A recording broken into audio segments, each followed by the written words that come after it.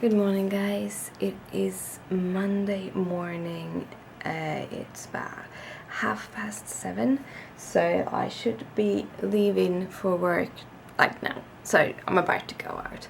I've had a really rough night. I didn't fall asleep until after midnight. I had so much pain, and I have two kinds of painkillers. I have really strong ones, and then I have the weaker ones, like over the counter. And I realized yesterday that my over the counter ones had run out, and I really didn't want to have the strong ones at night because I can't sleep with them. They give me nightmares, really bad nightmares. But I ended up actually going up at like 12:30, and taking the stronger painkillers, but I had so much pain I couldn't sleep. Joint pain, migraine, stuff like that. Also the over-the-counter ones, the strong ones, actually do help me sleep. They make me fall asleep too, or make me a little bit drowsy. That was what I needed to fall asleep. But I've slept like 5 hours, and the migraine was bad really before. I'm having issues with my tics, not being able to speak correctly and stuff. But I have to go to work. I have no choice, which is kind of but I'm gonna do it anyway. It's hard. Probably won't get paid at all for the past week because I don't have the proper papers. But that is how it's gonna be. I'm not feeling good, and I couldn't go to work last week. I feel a little bit better, so hopefully it will help. I don't have as much pain. I have more of the tics and problem speaking stuff. Yeah. But yeah, I've just sat down, woken up. I'm not woken up yet. It'll probably take me the whole day because I'm not woken up yet, but we'll see. I'm gonna head to work anyway, so good morning, guys. I hope you have an awesome day. Well, guys, I'm home. Actually been home for a couple of hours. I'm having one of those really bad migraine days when I'm having issues talking and having a lot of tics. I just recently took my painkillers like half an hour ago, and then it's much better. Then I can speak almost properly, and I don't have that many of the tics. But the further away from when I took my painkillers, the worse it is. So it is the pain that does most of it, I would probably say. But yeah, so I'm having a bad day. Not good day, but I've been at work. I've been there for 4 hours, so I've done my work hour today. That was awesome. So for the rest of the day, I actually been doing cards for videos that is coming up later this week, and then I have been researching a button maker. So here's the thing. I have my very nice fabric button maker, and I really like it. I'm going to use it, and I'm going to do all of these designs and everything. But making cross-stitch designs means it takes me something about an hour and a half to cross-stitch the designs. It takes much longer to create the design itself, but the cross-stitching takes an hour and a half. And in the long run, I will continue to having those kind of buttons, but just having those kind of buttons in the store just doesn't work. And also, I really like these like pin button sort of needle minders. I really like them, but I'm very hesitant to buy from any kind of needle minder creator because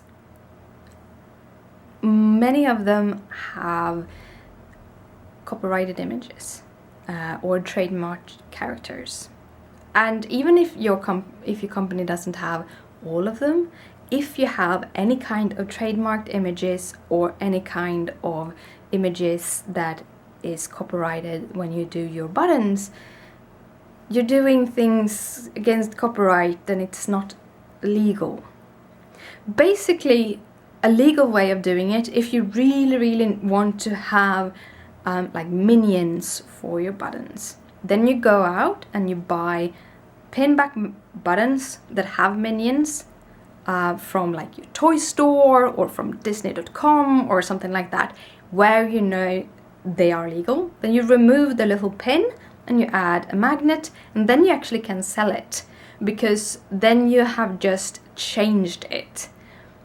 But you cannot in any circumstance take a minion image from internet, whether or not you colored the minion yourself, or you take the minion image and put it at make a button with a button maker and then sell it as a needle minder. That is illegal. It's very, very illegal.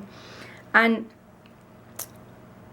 when I see needle minder companies that has those kind of buttons, I can't be sure that they have bought them from Disney or something, or that when they have so many other buttons that you know isn't buttons you have bought from a place, but it is buttons you created, then it's so hard knowing if you actually have the licenses for every image. And then I usually just don't buy things. Which is a little bit sad, because I want to give back to the community. I want to buy things from these smaller companies, just because I really like giving back into the crafting community. But I do not ever want to buy from someone that actually do things against copyright. So I've been thinking of getting my own button maker. I have to sell a whole bunch of fabric and a whole bunch of buttons, because I'm not allowed to buy this machine if I don't have the money from the company, from my company. So I'm gonna sell cross-stitch buttons and more dyed fabric. I'm waiting for my dye to come in. I'm gonna check through the kind of links that I have to see if the packages are on its way and so on. But I'm having like 12 more colors of dye, and I want to dye up a whole bunch of fabrics and put in the store.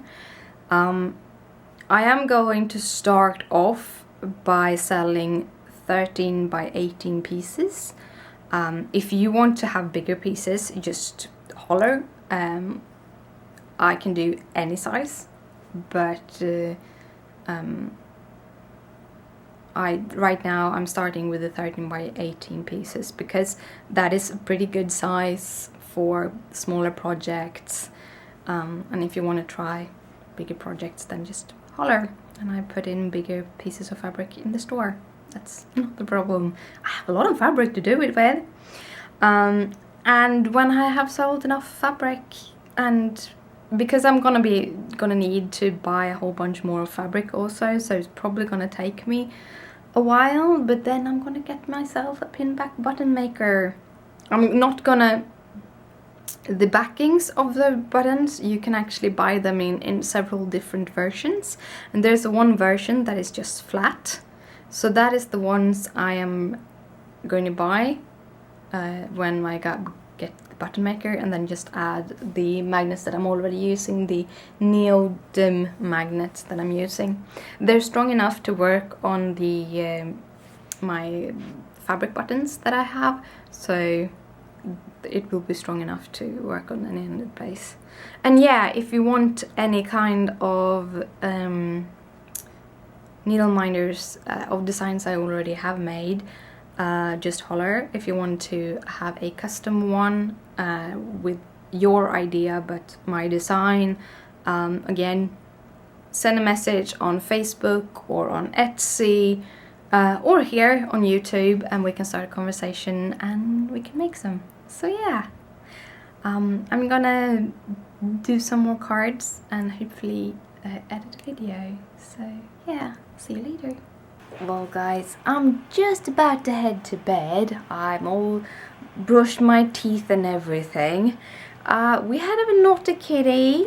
Leia bit off both of our chargers for our new mobiles. Both of them. Yeah. But Christopher got one that is supposed to be a little bit tougher. We'll see if that will work better. It's kind of have this mesh around it, so it's supposed to be able to take things. And I have my orange one, which she haven't bit off yet, so we'll just have to have those, and it will have to work, but that's okay. I've been a pretty good girl. I edited a video for a card. I'm showing you the cards here also. I did this card, which is the most adorable little card, and I did so many different techniques and I had so much fun doing this. And it turned out awesome, so I really like how it turned out. It's going up in the morning, and at the same time I edited like seven of the vlogs that has been lying around. I don't know what it is. I think it is that it feels more job than it actually is. It doesn't take that long to edit a vlog. Edit a craft video takes much longer. I'm making a couple of small ones now, so those don't take that much time, but still. The vlogs themselves doesn't take that much time to edit, so I really should edit them. But I'm so way behind. But I'm catching up now. It's 7 vlogs. I'm gonna hopefully be able to upload them in the morning. We'll see. And yeah, I'm heading to bed. So good night, sleep tight. Don't let the bed bugs bite.